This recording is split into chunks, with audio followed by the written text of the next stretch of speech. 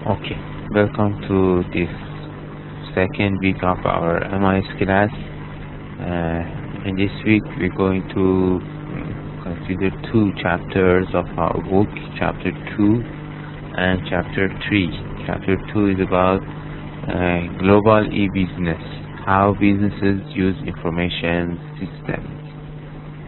And later on, Chapter 3, we talk about the relationship between organizations and the information technology.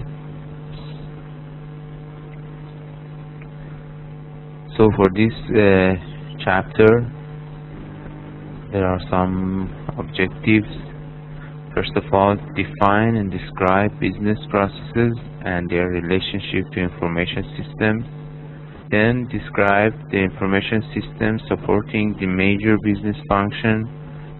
These major system function can be sales and marketing, manufacturing, production, finance and accounting, and human resource. After that, we evaluate the role played by system serving the various levels of management in a business and their relationship to each other, followed by explain how enterprise applications and intranet promote business process integration and improve organizational performance, and assess the role of the information system function in a business. So, about business processes and information system. As you can remember, last week we explained business process. We talked about it, and we defined business process as a set of logically related tasks and behaviors that organizations develop over time to produce specific business results. We brought some example also, like for example, develop a new product, generate an order, creating a marketing plan, or hiring an employee. These are some example of business processes.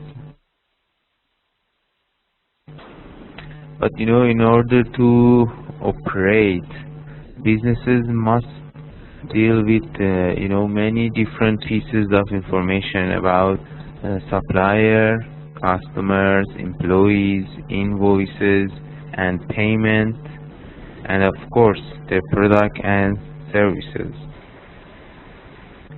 They must be able to organize all these activities and information to enhance their overall performance. IS, information system, help firms, help organizations to manage all their information, and in order to make a better decision and improve the execution of their business process.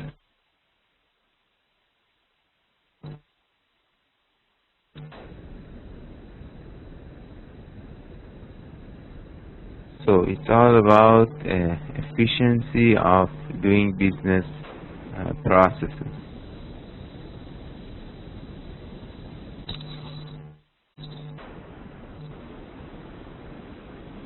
Here you can see an example, the order fulfillment process. For order fulfillment, 3 different departments involved: sales, accounting, manufacturing, and production.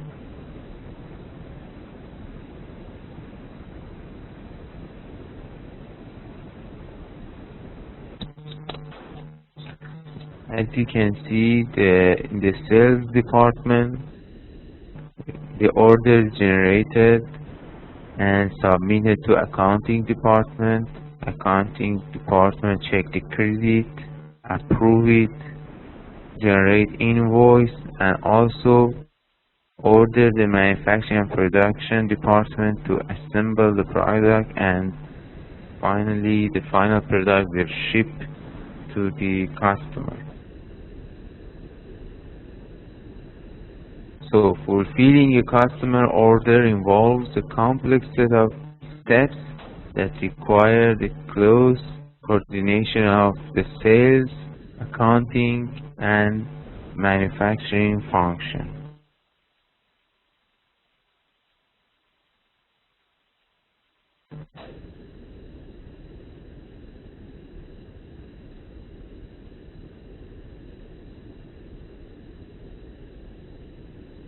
Okay, here you can see the types of business information system. We can divide this business information system into two different categories.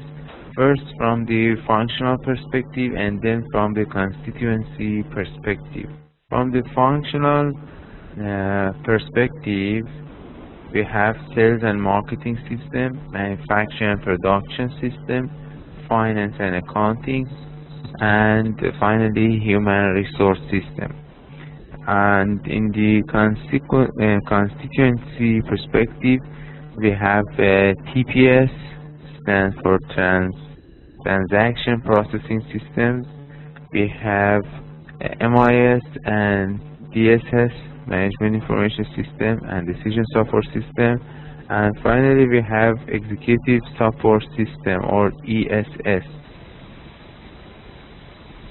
And we need to consider the relationship of this system. When we say functional system, it means identifies systems by their major business function. But in the constituency perspective, we identify system in terms of the major organizations group that they serve.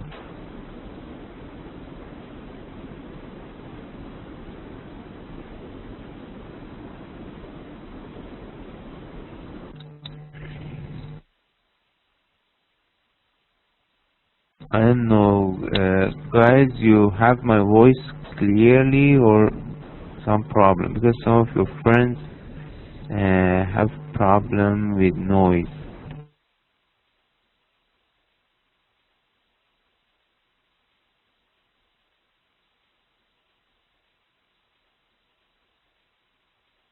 Okay.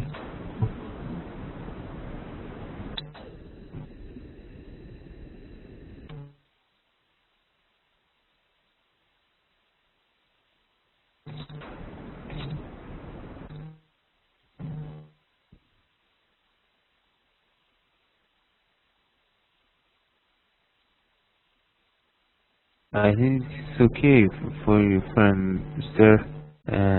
Nawabi.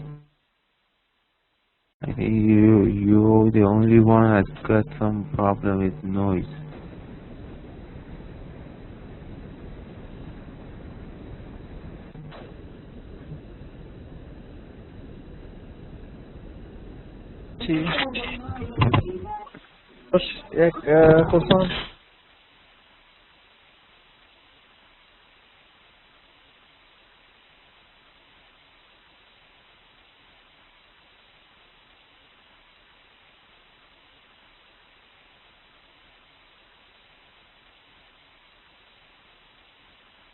Okay, let's continue.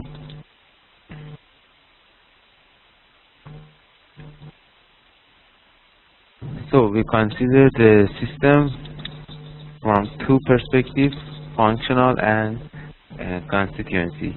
In the following slides, we bring some examples for you guys. First, sales and marketing systems. Actually, this system it's clear, help the firm with marketing business processes, identifying customers for the firm's product and services, developing product and services to meet their needs, promoting products and services, also help the firm with sales processes, selling the product and service, taking order, contacting customer, providing customer support. And in manufacturing and production system, it deals with the planning, development, and production of products and services and controlling the flow of production. And in human resource information system, we maintain employee records, track employee skills, job performance, and training, and support planning for employee compensation and career development. Here you can see an example of finance and accounting information system. This is, you can see here in the middle of picture, account receivable system.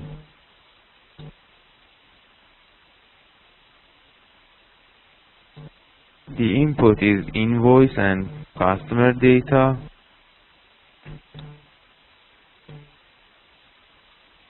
And after doing some processes, an accounts receivable system tracks and stores important customer data such as payment history, credit rating, and billing history. And this system can make some online queries, and the output is to generate ledger, or maybe can provide some management reports.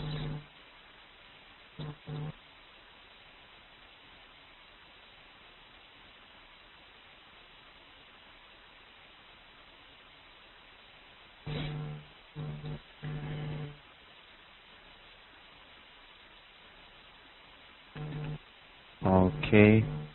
The other example is for employee record keeping system.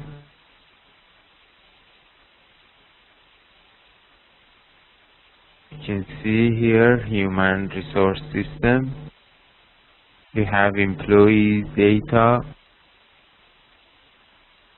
There is a file, some sort of database file, and that data element in employee master file are including their number, name, address, age, sex, salary, job title, date of hiring, all the information about the employee stored here in a file, in a database file. And human resource system can analyze this data, make some online queries, like the example you can see here.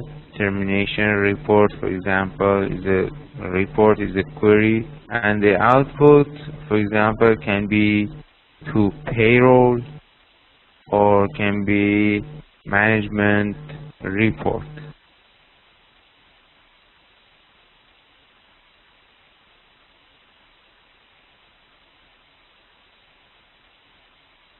So for the second type of business information system, which was TPS, MIS, ESS, and ESS. The first system is TPS, Transaction Processing System. The basic business systems that serve the operational level of the organization by recording the daily routine transaction required to conduct business, such as payroll and sales receipts. In the definition of constituency system, we said these systems identified by the organizational groups that they serve. So TPS serve the operational managers and help them to keep track of elementary activities and transactions of the organization, such as you can see here in the slide: sales, payroll, sales receipt,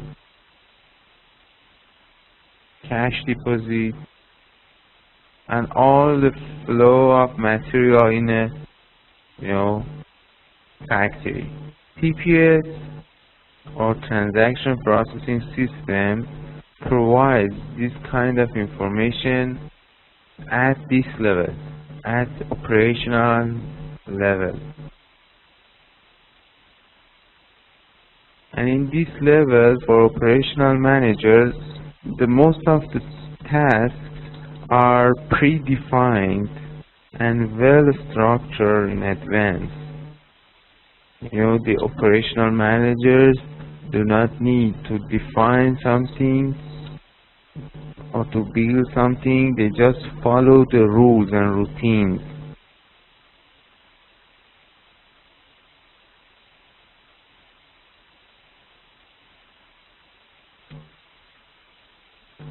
TPS is also the major producer of information for the other systems and business functions.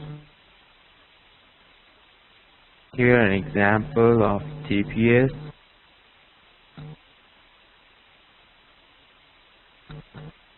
It's the payroll system. We have the employees data. Here also we can make some query. We can have output to general ledger, to management, to government agency, or to employee paycheck. A TPS for payroll processing capture employee payment transaction data such as the time card. System outputs includes online and hard copy report for management and employee paycheck.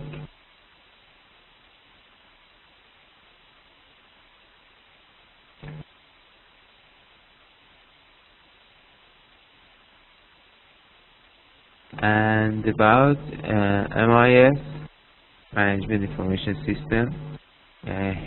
Here's MIS.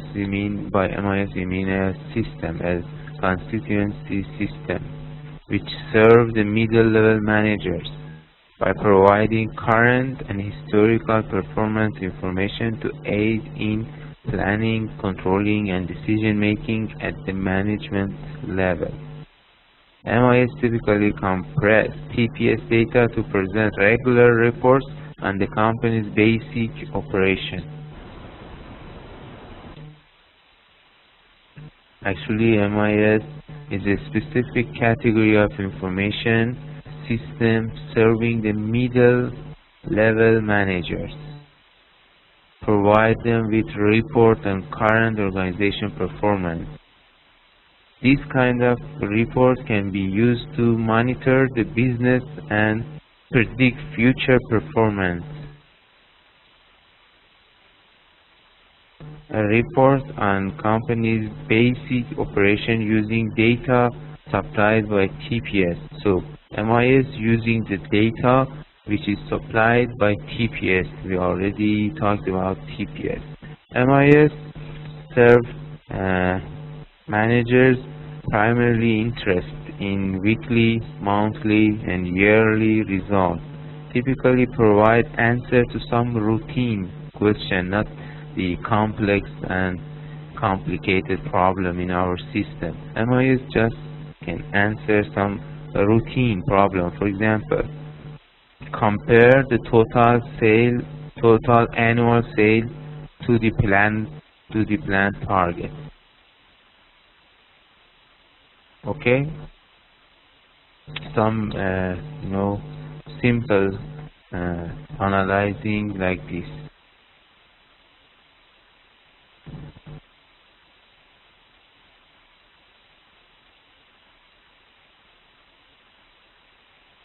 Here in this example, you can see TPS, transaction processing systems, which are very simple tasks. It is actually this system manage very simple tasks for operational managers, and we said everything here is predefined and structured. For example, order, fulfillment, production, accounting. All these are we consider this system as TPS, transaction processing system. You can see here order processing system, material resource planning system, general ledger system. And this TPS serve the MIS files, you can see here in the box, they serve the MIS files, sales data, unit product cost data, product change data, expense data, and then these data used by MIS system to make a report for managers. Here is the part that managed by the middle level managers, and as we already said, they can serve the middle level managers by some sort of report and results and some very simple analyzing.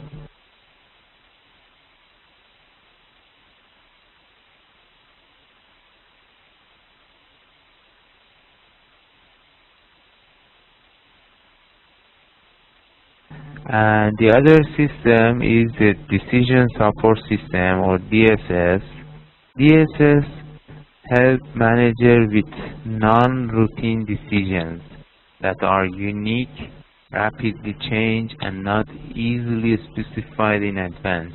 DSS are more analytical than MIS, using a variety of models to analyze internal data and external data, or contain a large amount of data for analysis, data mining, and business intelligence. So DSS help to provide some non-routine decision making. And when we said non-routine decision making, it means the environment and the situation is more complicated than what we had in MIS. This system also serves the middle level manager, but by doing some more complex and complicated analysis.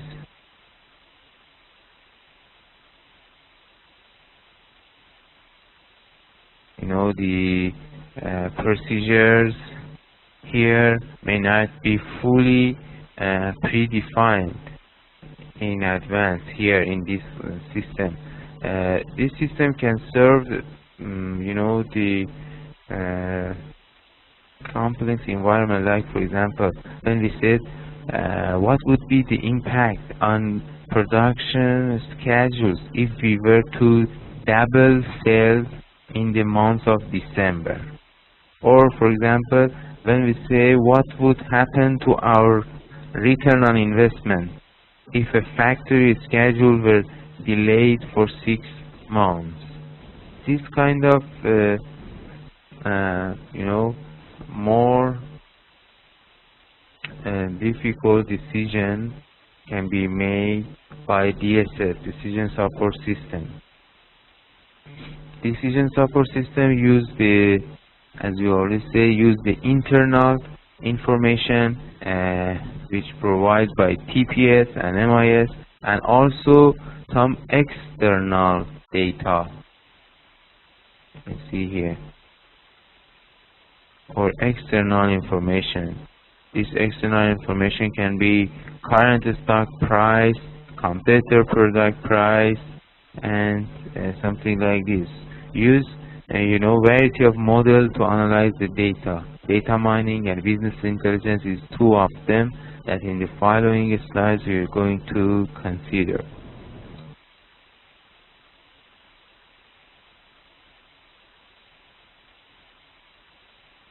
So we finally reach to the ESS. ESS serves the senior managers. ESS stands for Executive Support Systems. These systems serve the senior level managers by helping them to make decisions on non-routine environment. Non-routine decision requiring judgment, requiring evaluation and insight, because there is no agreed on procedure for arriving at a solution. It's for an environment that is unpredictable, and the system help manager to manage this environment and to make decision in such environment. Using some tools like business intelligence for analyzing and forecasting the market trend. You can see also in this slide, help senior manager address strategic issues and identifying long-term trend in the firms and its environment. When we say strategic issue, it means long-term goals. ESS help the system to make clear their long-term goals, and also ESS address non-routine decision, as you can see, requiring judgment, evaluation, and insight because there is no agreed-on procedure for arriving at a solution. ESS presents graphs and data from many internal and external sources through an interface that is easy for senior managers to see. So, for senior managers to make decisions, ESS helps them to have the data and overall trend in some sort of graph, not like a report, because mostly the senior level manager have no time to spend on reading the very long reports, but they prefer to have some graph to show the trends, the overall trend of the organization in order to forecast the future.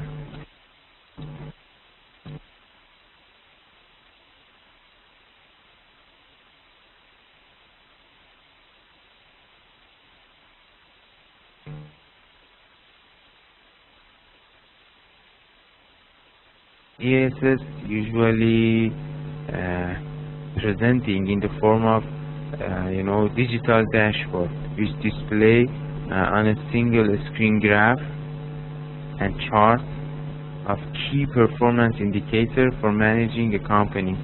Digital dashboard are becoming an increasingly popular tool for management decision maker. You can go googling and search about it and find many examples, photos, graphs.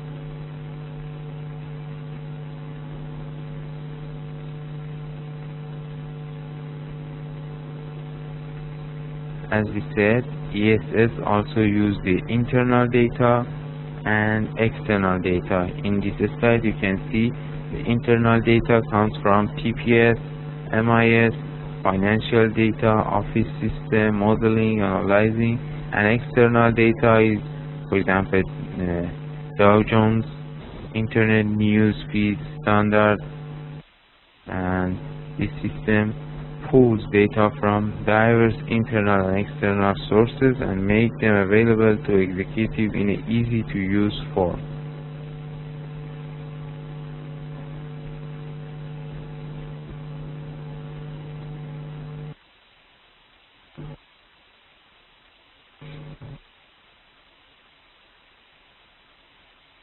So here in this slide you can see that how these systems interrelate to each other.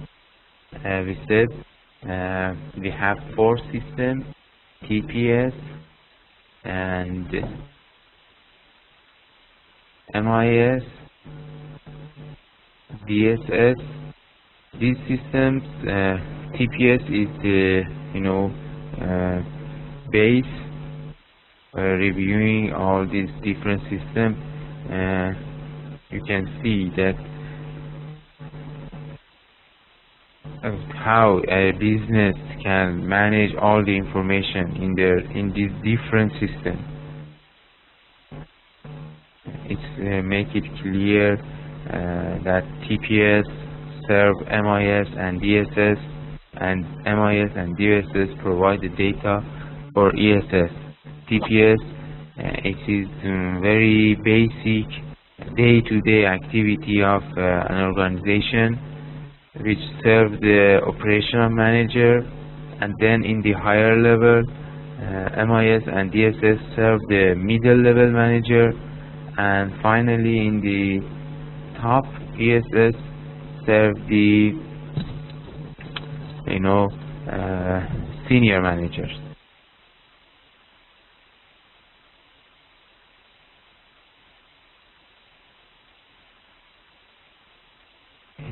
This relationship, this actually interrelationship among this system is clear in this graph.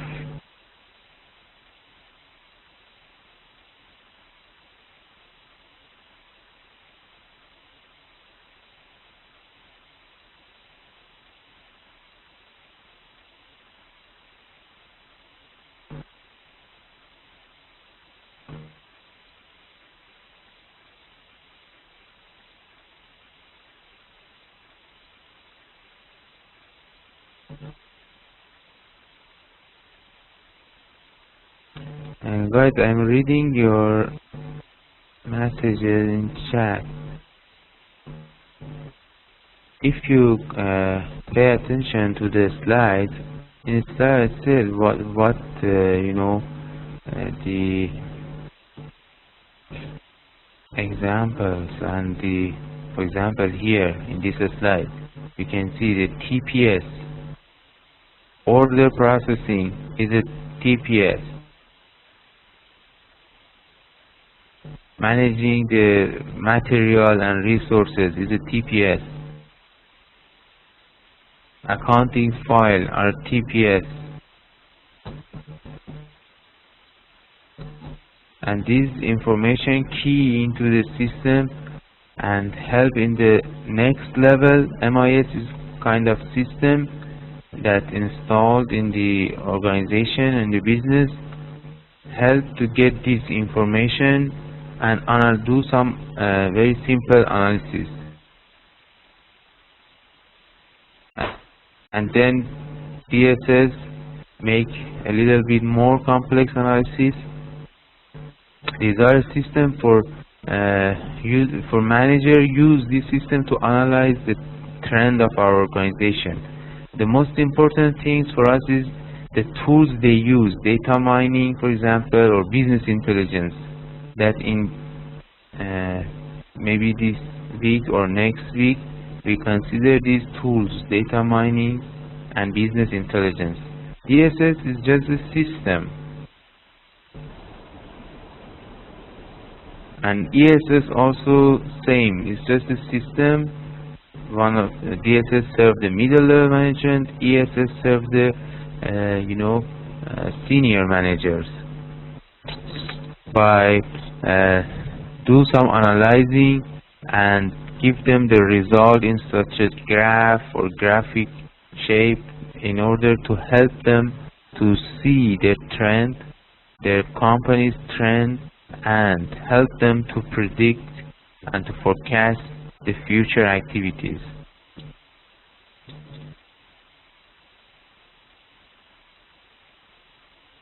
And we also talk about their interrelationships.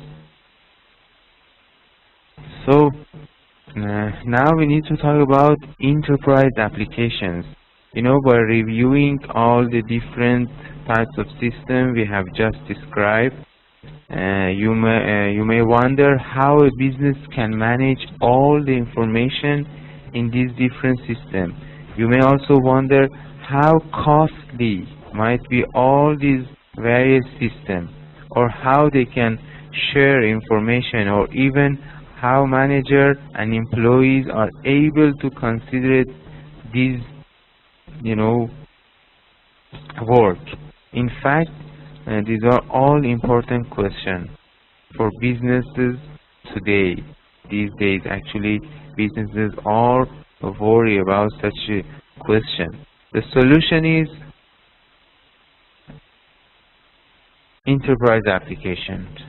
Actually, one of the solutions is to implement enterprise applications. which are systems that span functional areas, focus on executing business processes across the business stream, and include all levels of management.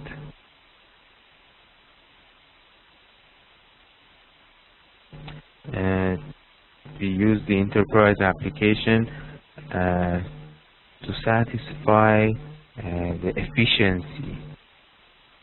At the beginning of this session, we said these two chapters is all about help the managers how to efficiently manage the information within the organization. So, enterprise application focus on efficient management resources and customer service. There are 4 major enterprise applications, as you can see here. 4 major enterprise applications. First of all, enterprise system or ERP.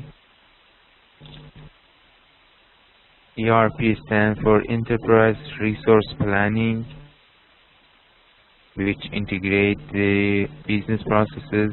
Supply Chain Management System, SCM. Supply Chain Management helps manager to efficiently manage the relationship between the supplier and the organization. And the other system is CRM, Customer Relationship Management, help manage relationship with customers. And Knowledge Management Systems, KMS, better knowledge in an organization help to perform better and enhance the performance, enhance the productivity. So, knowledge management systems help to create, produce, and deliver products and services in a more accurate and enhanced method. So, the following chapters we consider all of these: enterprise system, supply chain management system, customer relationship, knowledge. Even a week we just talk about knowledge management system. So these are 4 major enterprise applications that we use to manage all the systems we already talked about. So we have some different system in our organization for a different department. So we need to manage this different system. For example, enterprise system or ERP, the aim is to relate all these systems together in order to make the management of information during our organization much easier. And the other 3 systems, for example, supply chain, manage our relationship with supplier, customer, manage our relationship with our customer, and knowledge management help to knowledge, help to have a better knowledge within our organization. And in the following slide, we need to have some definition for e-business, e-commerce, and e-government, since we are in the era of global economy, moving toward the online processes. So we need to have some definition for these things. For example, before going for definition in this slide, also you can very beautifully summarize all the systems. Please pay attention to this graph. See here, we have functional areas, we have our functional systems, sales and marketing, manufacturing and production, finance and accounting, human resource.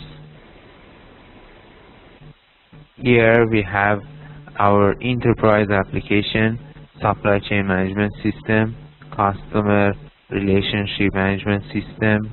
We have enterprise system here, we have knowledge management system here, supplier, customer, enterprise application automate processes that span multiple business functions and organization level and may extend outside the organization.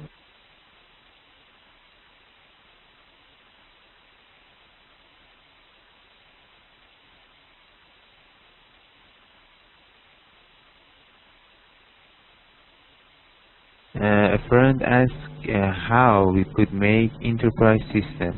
Enterprise systems, uh, you may need to outsource it. This system uh, already developed by some, programmers or some companies. You can buy and install this system in your organization, in your firm, or you can hire someone to build this system for your business and for your organization. For example, SAP, you can check it, you can Google it. SAP, SAP is one of the most famous, ERP system.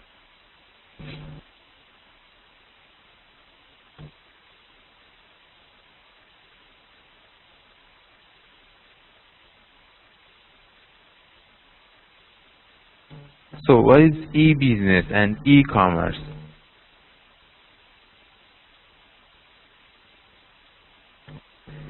Electronic business or e-business refer to use of digital technology and the internet to execute the major business processes in the enterprise.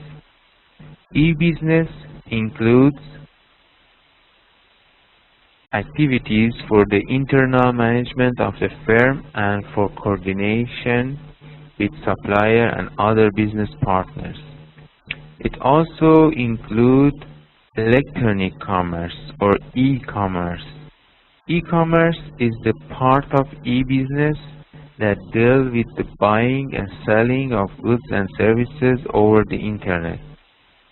It encompasses activities supporting those market transactions such as advertising, marketing, customer support, security, delivery, and payment.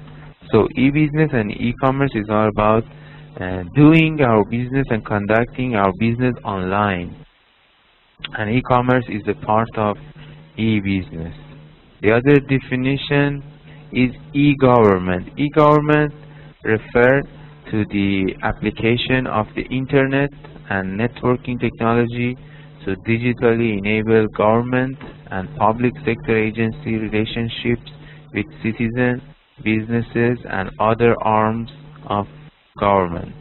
In addition to improving delivery of government services, e-government can make government operation more efficient and also empower citizens by giving them easier access to information. So e-government can be make the relationship between government and citizen much easier, or maybe it can be between government and some other parts of government. It can be government to government, government to citizen,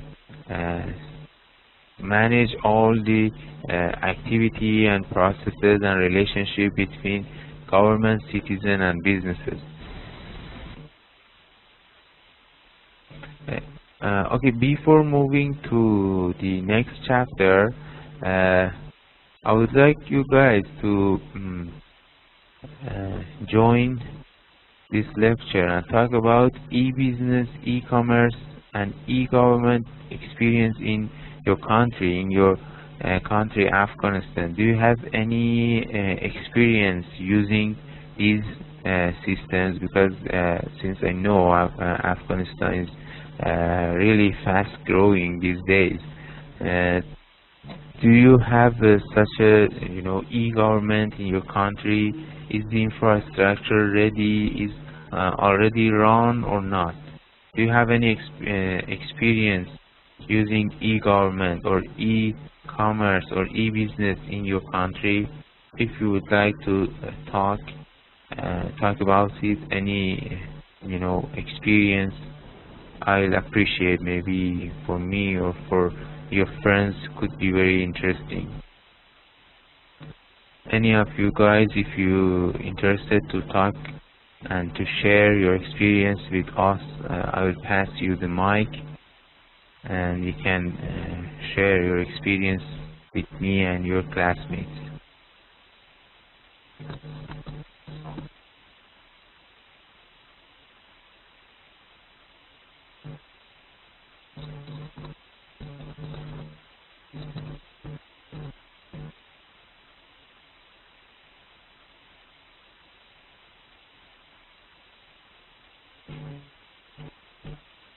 No one interested to talk?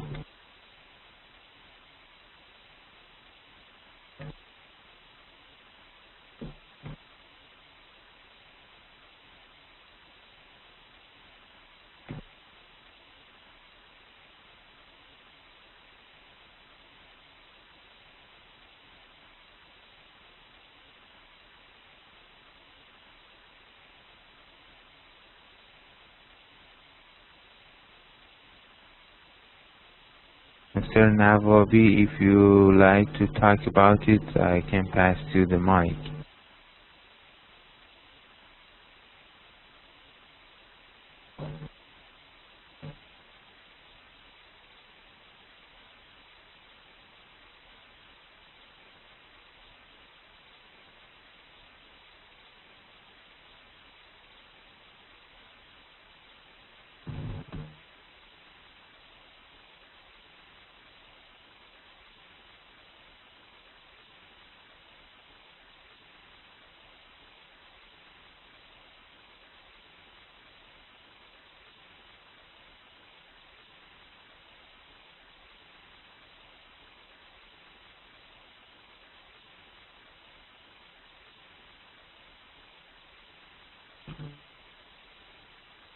Guys, nobody interested to talk. I don't want to be the only person who speak in the class.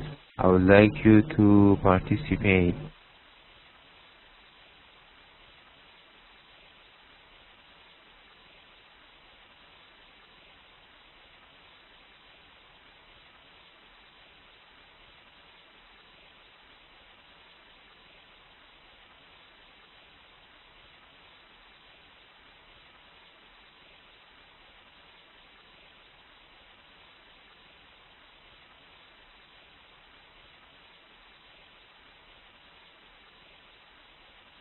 Okay, no problem.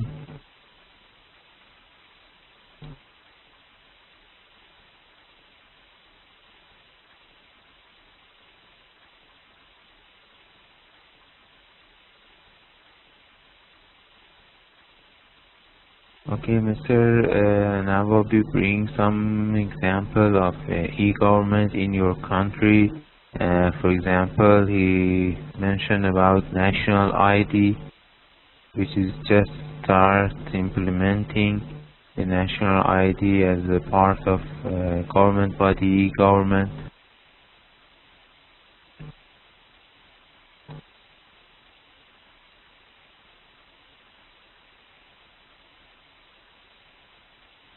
I expected you guys to participate and talk about your, daily experience of using e-government in your country.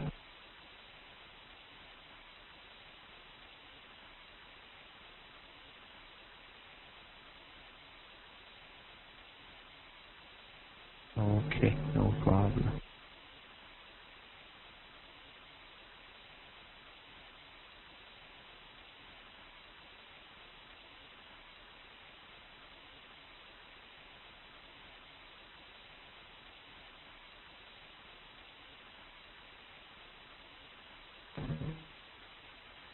Okay, your friend just prefer to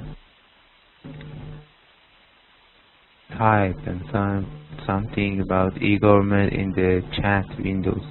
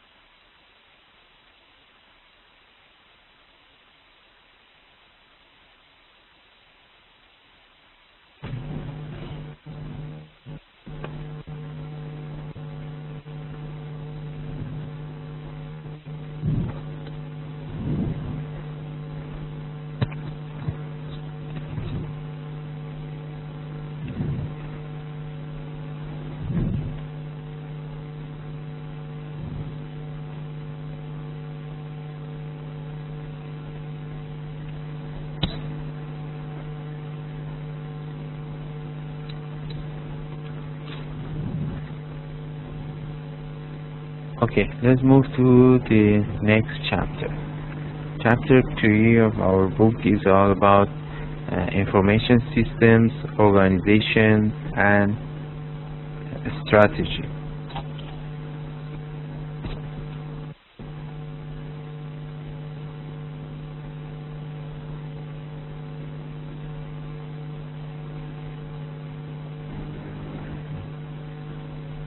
Let's have a look at our objective first.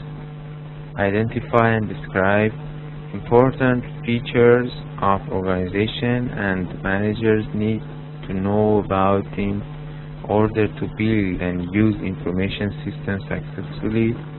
Evaluate the impact of information system on organizations and demonstrate how Porter's competitive forces model help businesses use information system for competitive advantage.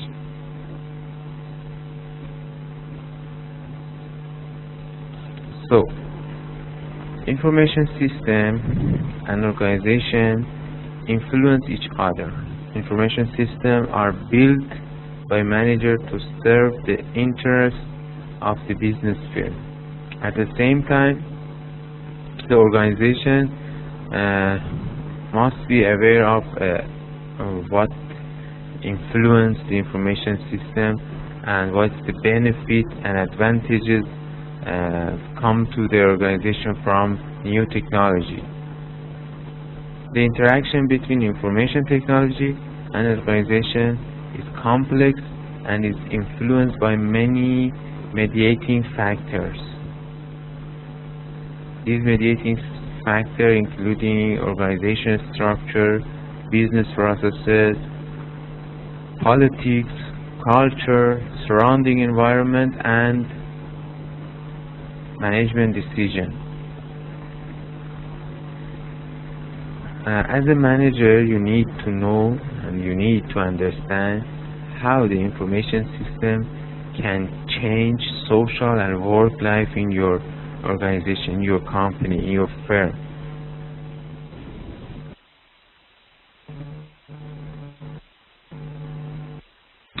You know, these days the managers are not able to design new systems successfully or to understand existing system without understanding your own business organization. So, for using the information technology and information system, you need to know your business,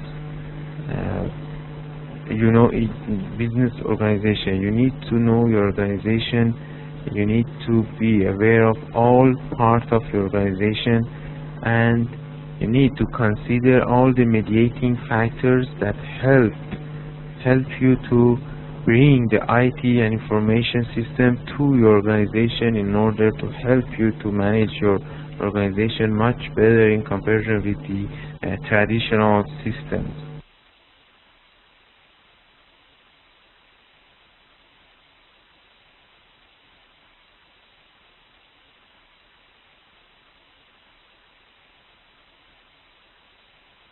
For this reason, we need to have a clear definition of an organization first.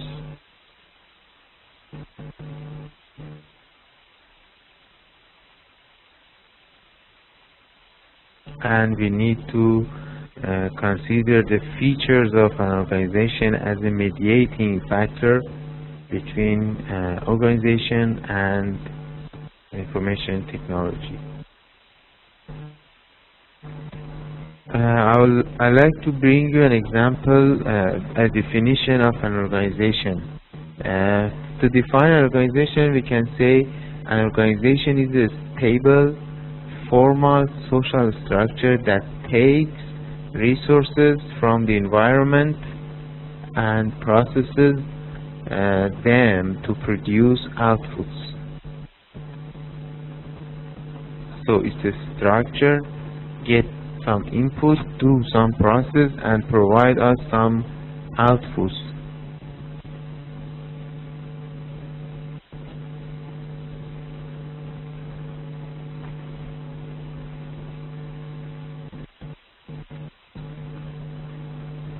This definition of organization is powerful and simple, but it's not very descriptive or even predictive or real, you cannot imagine it maybe in a real world environment, in a real world organization. A more realistic behavioral definition of an organization is that it is a collection of rights, privileges, obligations, and responsibilities that is delicately balanced over a period of time through conflict and conflict resolution.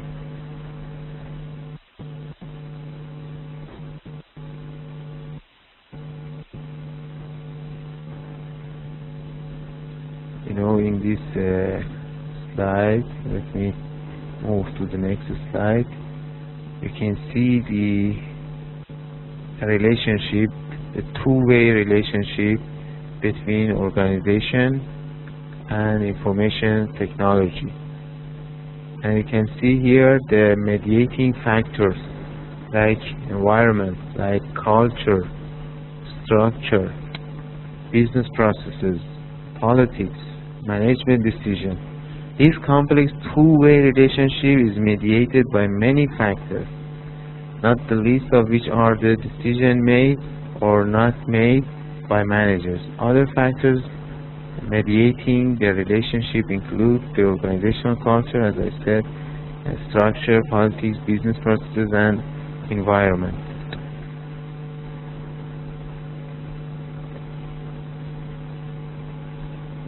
I want you to share your opinion, your point of view about some of these mediating factors. For example, consider culture. How? What do you think? How culture can be a factor in mediating the relationship between organization and information technology? To what extent culture can be a mediating factor? What do you think, guys?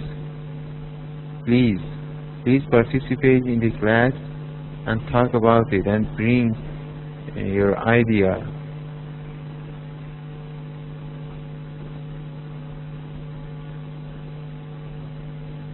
I'm waiting for you to raise your hand, and I will pass the mic to you guys.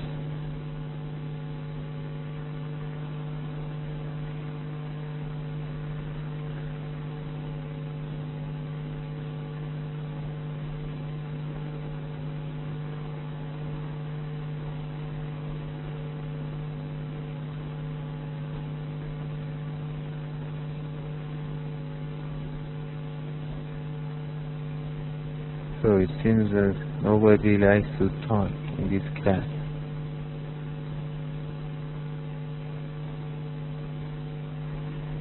Guys, I need you to participate in the class. I need you to talk and share your opinion, your ideas with me and your classmates.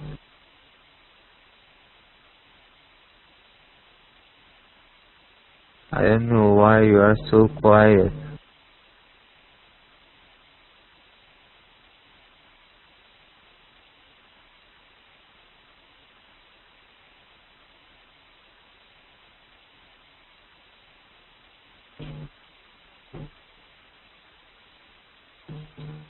Don't be shy, guys. Take the mic Hello. and talk. Okay, Mr. Navid, Hello, sir. Mikhail. Okay, I can hear you now. Mia khair. Uh, Salam to all, and thank you. I think there is some slight problem with the internet. We sometimes hear you disconnecting the voice, but it's okay. Uh, I just want to add something. Culture can be a factor that influencing both organizations, and then which is going to also uh, uh, affect the information system in the organizations. For example, if we talk of Afghanistan, we are an Eastern country, an Islamic country, and we have also our internal cultural issues that then that is sometimes applied to organizations, like the way we greet, like the way we do our work with the heart and sincerity, and which is a bit different from Western way of doing the works and in the organizations. So I think culture has a very first step of influence in the organizational function and even organizational culture. When we talk, the culture of a society affects the organizational culture. Then this affects will have influence on the information technology as well. So I just talked very generally, but so it's a big, wide area to discuss. I think if other classmates have more examples to show us, I would Do be you have very any happy. Do you have any experience with these things in your working environment? Do you have any experience of how culture affects the using of technology in your organization? Have you seen anything? Actually, technology is new in Afghanistan, and especially in the government sector. If we talk in the public sector, it's a very new thing. So people, as you said, technology is very new in Afghanistan. So, and you have your rich culture, okay? How you can adopt the technology in your organization? Is people easily trust the technology and accept it and start using it, or no? They have some sort of resistance against using the technology. What do you think, guys? We have actually that is different. There are a group of people, the young generation. They are very well hands-on the technology. They can easily receive it. They can easily function it and accept it, and they use it as a very good source of information as MIS for the organization. But we have some experienced people in their organizations, as we call them, the brain of the organization. Sometimes they are very resistant. They do not accept it easily because they think it differently. They are very accustomed to the old ways of using information, like the old ways of bookkeeping and the old ways of using paperwork and so on. So this is a little bit resisting thing for them, but for the younger generation, this is another good, actually, as we say, a factor of encouragement of taking jobs and working with this new technology. And so I said this is two ways of the younger generation is different with that, and then the older generation, the brains of the companies and organizations, they are receiving it a little bit with a different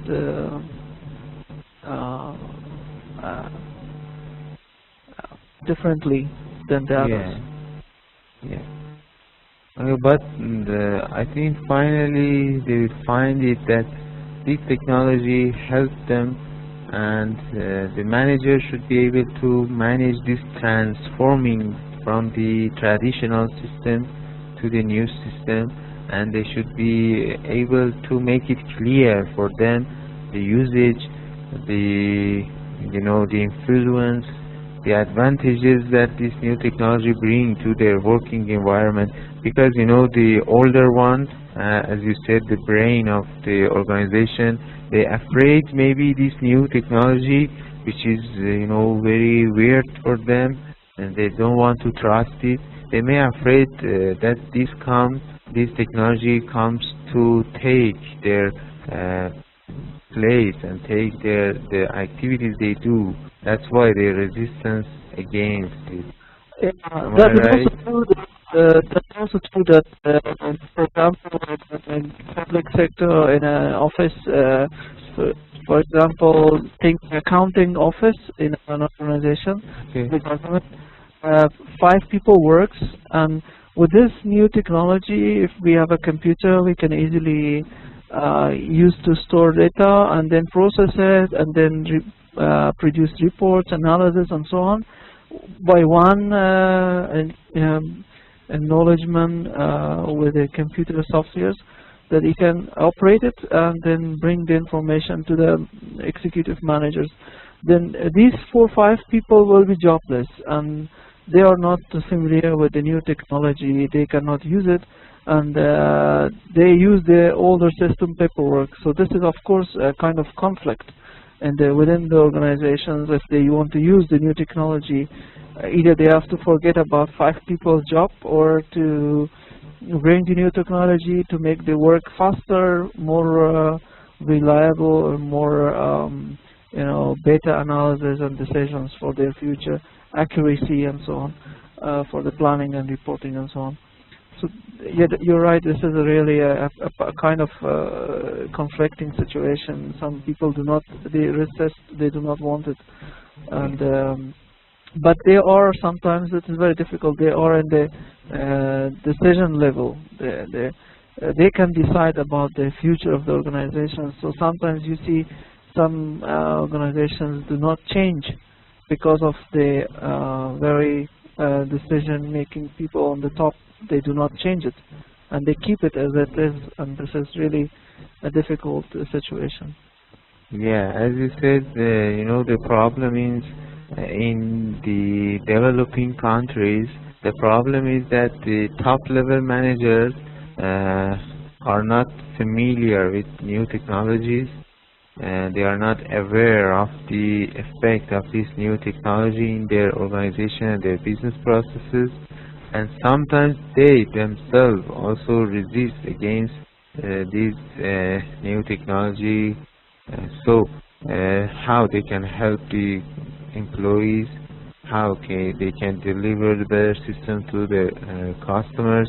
These are the problem. And as we discussed, so you believe that the culture is an important factor in this Yes, relationship, in the relationship between organization and information technology. The other item also, yes.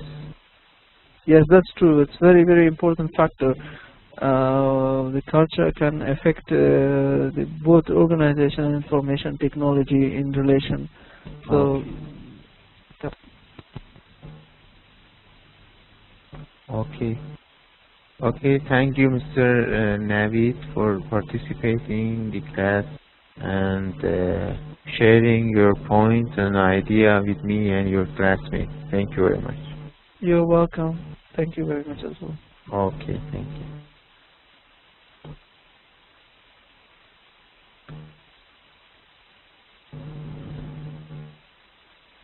So if you guys need to discuss more about these things, we can do it through the Facebook page in the during the week. Last time I opened a case to discuss in Facebook, but nobody's response me and nobody participate in the discussion. And for this week, we can consider this mediating factor as a topic for discussion during the week. If you're interested, we can discuss it in the Facebook.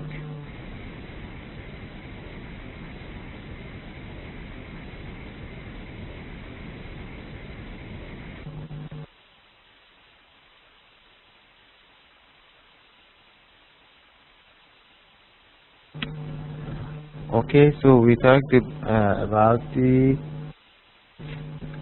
organization and using the IT and bringing IT to an organization to manage this environment,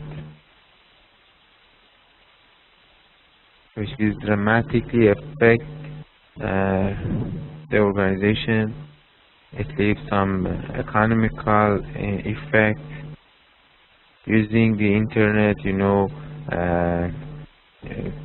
help the companies to reduce their costs, using the technology, using the systems, and bring the system to organization, help the companies to manage their relationship with their supplier and with their customer. So as a result, they reduce the cost, they increase the revenue and profit. And these items, as we said, there are some mediator factors which managers should be able to handle it, to bring these advantages to their organization. As you can see here, organizational and behavioral impact. Three items being considered: IT, flatten organization; post-industrial organization; understanding organizational resistance to change. This resistance to change is completely related to that culture we discussed already. As your friends also said, the older in the organization, the guys, we call them brain. For example, consider some guys that working, for example, for more than 10 years, over 15 years, working for this company. They think they are the brain of this company. They think they are the senior here. So they usually resistance to change. Resistance to change is a very important chapter if you have a human resource and these things. This resistance to change is a very challenging problem, because as I said, maybe the older and the senior employee afraid of losing their job, afraid of this new technology. They think this technology come to get their position and do their work more precisely, more accurately. So their resistance to change against this technology, their resistance against this transformation from the traditional environment to the modern environment, to the systematic environment. These are some problems that managers need to be considered and need to be helped, need to be fulfilled gradually within the organization. When we say flattering the organization, we mean in this one, in this slide, you can see in a traditional hierarchical organization, we have many different levels of management. You can see here, for example, 6, 7 levels of management. But in an organization which using the information technology, they flatten this managerial level by removing some layers of management. You can see the difference in these two triangles. And here you can read information systems, can reduce the number of levels in an organization by providing managers with information to supervise larger number of workers, and by giving lower level employees more decision-making authority. By using these systems we mentioned already, the lower level managers, the lower level employees can do some, can make some decisions. Systems help them to make some decisions, so we can remove some of the management layers. Systems help us to change the business processes, the business environment.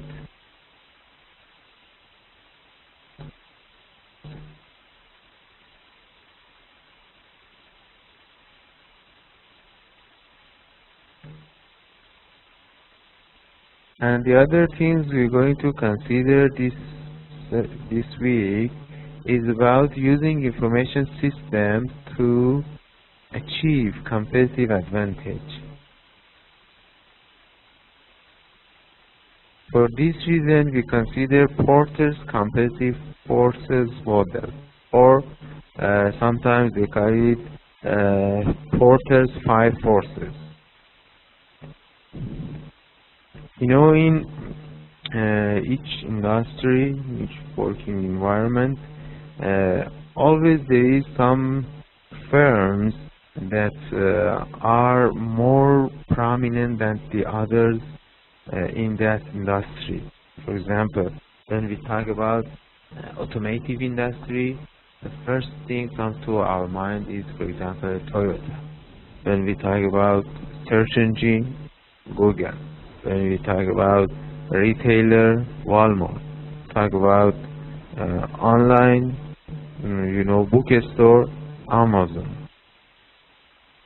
So these companies have some sort of competitive advantages over their competitors, and these advantages it's because of their knowledge and the information and the management of this knowledge and information within their organization. These huge differences between this famous company and the other competitors is not because of their assets. It was not related to the number of, for example, building they have. No, it's come back to their intangible assets. Intangible asset here is people, here is knowledge, repetition of this organization, of these firms. So intangible asset is very important here. And the efficiency of using information system is very, very, very important and remarkable thing here in this competitive advantages model.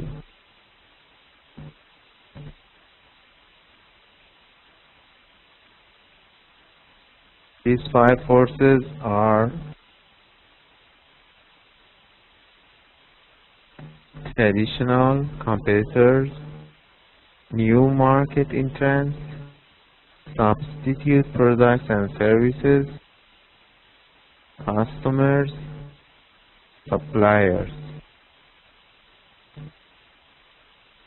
Here in this graph is more clear.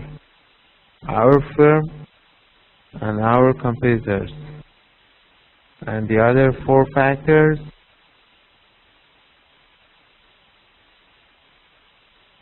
new market entrants, substitute products, suppliers, customers. In Porter's competitive force model, the strategic position of the firm and its strategies are determined not only by competition with its traditional direct competitors, but also by 4 forces in the industry's environment. As you can see, new market entrants, substitute products, supplier, and customers.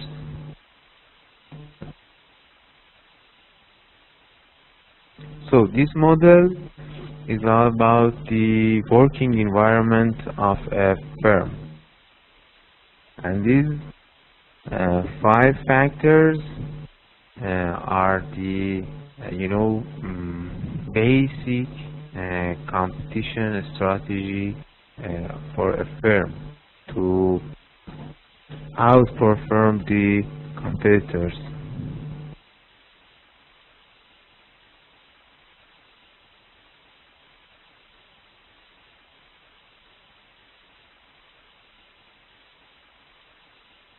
And for dealing with these competitive forces, we already mentioned in Porter 5 forces. For dealing with these forces, we need to consider four strategies: low-cost leadership, product differentiation, focus on market niche, strengthen customer and supplier intimacy. For example, for low-cost leadership, you can consider the Walmart by using its smart shelves, which helps them to lower the market price, or by Walmart also using some inventory systems, inventory management, and also Dell. We can consider also Dell as a low-cost leadership by its build-to-order system. They do not use inventory at all. And the other strategy is product differentiation. IS helps to help the organization to make better decisions and to make better product and services and enhance the service and product. For example, Google, every day you heard about a new feature of Google, new service, Google Maps. Different tools of Google come to market. Google is expanding day by day. Google Scholar, Google Maps, Google Drive.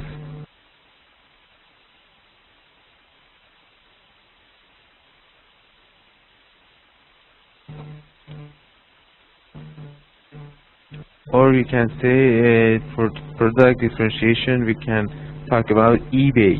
eBay, by using PayPal system for the payment processes, make it easier for the customer to buy and pay for their products. Or Apple using iPad or iTunes to download music. Or Dell, access to order, and they sell directly to the customer through their website. So these are all about product differentiation, which IS helps this organization to manage it efficiently. And about market niche, focus on market niche.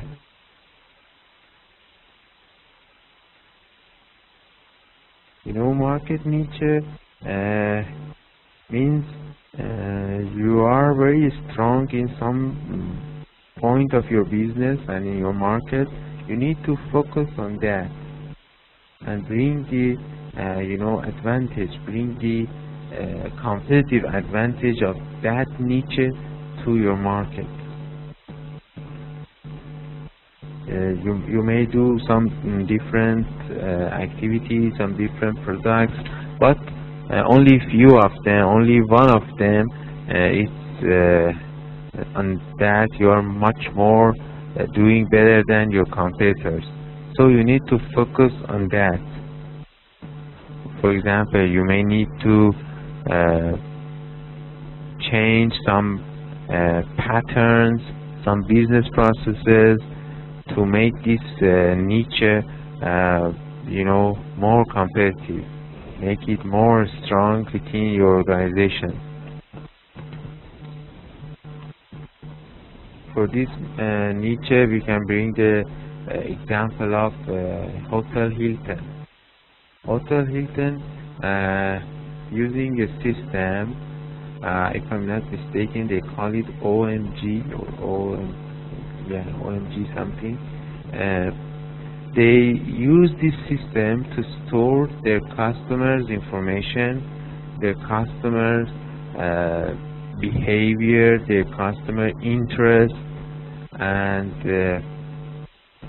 when the customer want to buy or want to book a hotel for their next I don't know, vacation or business traveling or something, this system can predict what this customer would like to do for during of this holiday or this business meeting or something. So this system, by keeping the customer information, by analyzing their information, will help the Hotel Hilton to serve their customer much more better than the previous times.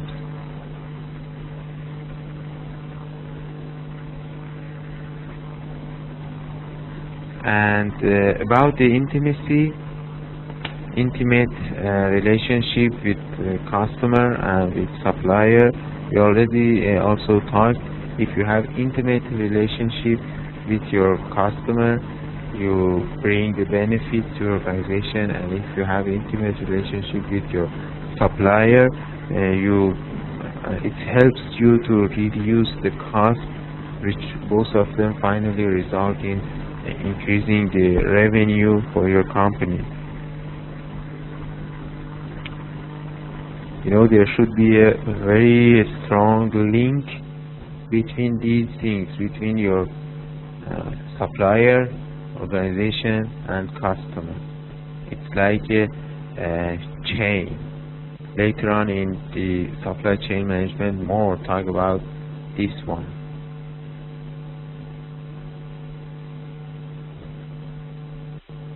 And the internet itself also impacts competitive advantage. For the next session, I want you guys to go and think about it and bring some example or do some research or searching about the impact of internet on competitive advantage, and bring it to the class and talk about it and share it with your friends. Impact of internet on competitive advantage.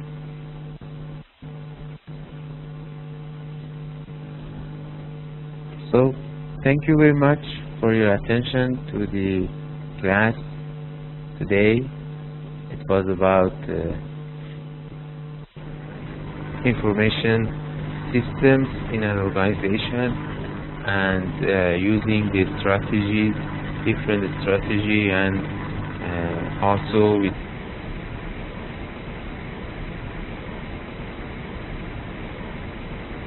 a fair or working environment. So, can you please repeat the question, or please write it in the chat? Yeah. See here in this slide,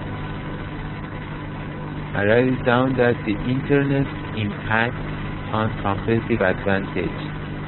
I like you to go googling and find something about it, how internet can impact the competitive advantage. If you like, you can do some research, and next class, next week, you can bring some example or talk about it.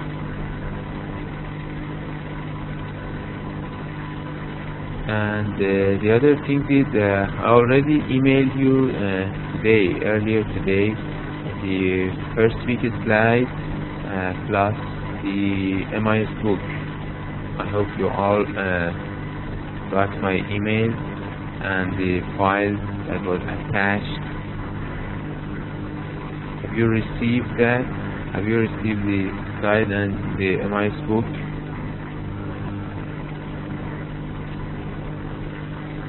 Okay, good. So this is that also I will email it to you.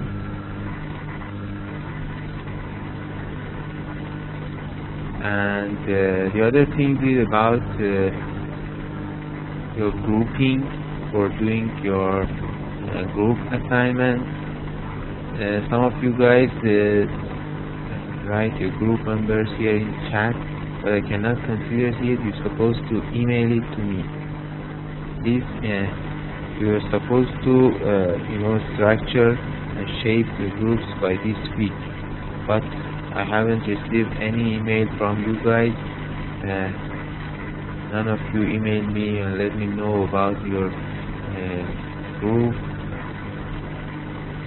and its members, its leader, anything.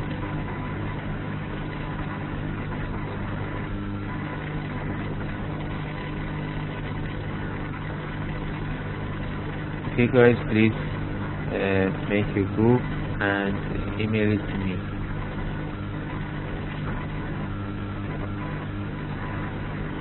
Till now, as I'm checking my email right now, I haven't received any group meeting from you guys. Nothing yet.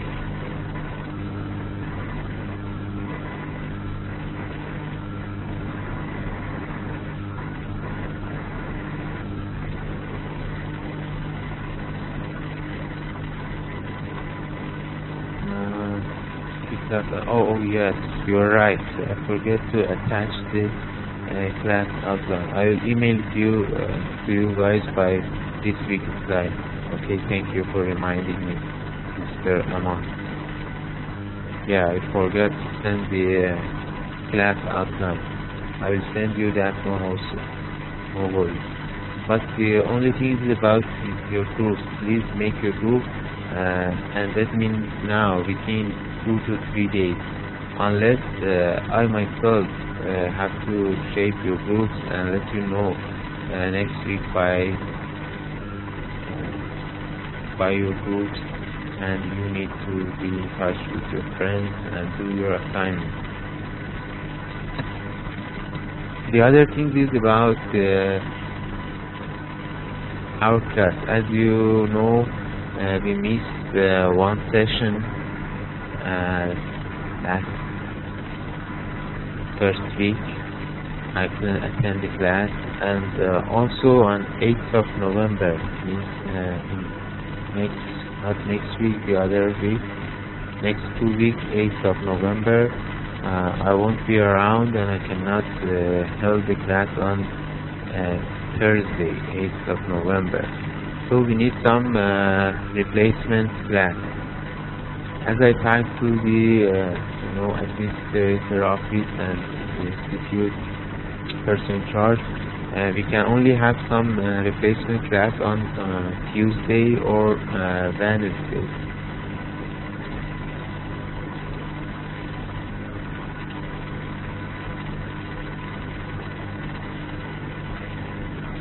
Okay guys, we need to have some replacement class, maybe this week, next week, for Tuesday or for Wednesday.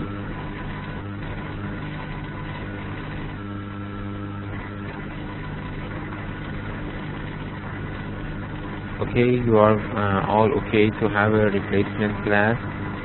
Please let me know.